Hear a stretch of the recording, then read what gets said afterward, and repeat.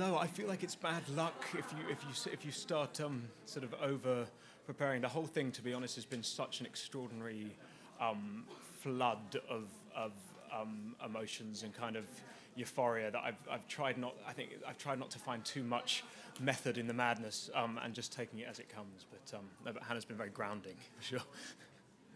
I've been with Jane Hawking last week in Portugal, and she told me how happy and proud she was of you and Felicity. How important was she to the whole process? And Jane was essential to this process. The film is based on her book, and when I read the script, I thought it was going to be a piece of a biography of Stephen's life, and what astounded me was that it was this very complicated and unique love story, but about two formidable people. And she and Jonathan and the children, as well as Stephen, have been such an essential element of this film for us.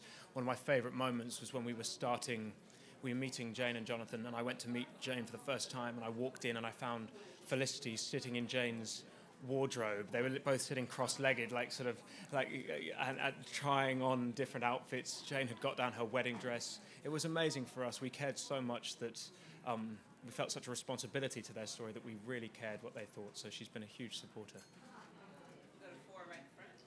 Hi, Alessandro Venezia, Sky Television. I have it. Let's go back a little bit. 2007, Sundance, you are there with your movie Serge Grace with Julianne Moore. 7-8 years later, you win the Golden Globe with Julianne Moore. Now you're here for the Oscar.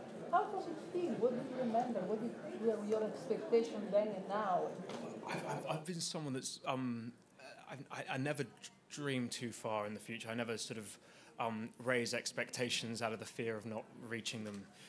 But the film Savage Grace that you're talking about was an early film that I did, and it was at a time in which some of the financiers in Europe didn't want to hire me, and Julianne fought incredibly hard for me. And one of the lovely things, but the weird thing about filmmaking is you become close to people in these very sort of family-like scenarios as you work together for intense periods of time. Then you don't see them for a while. One of the loveliest things about the past few months is being able to see Julie again and to thank her for taking a huge risk on me.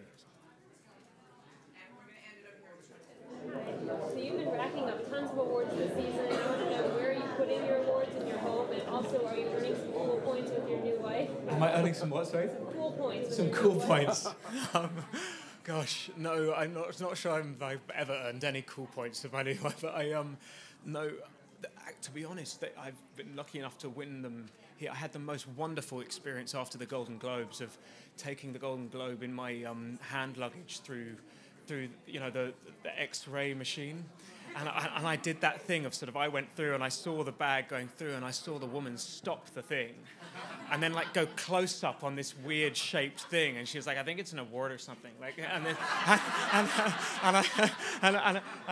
I was praying that they would make me open it up, and they did.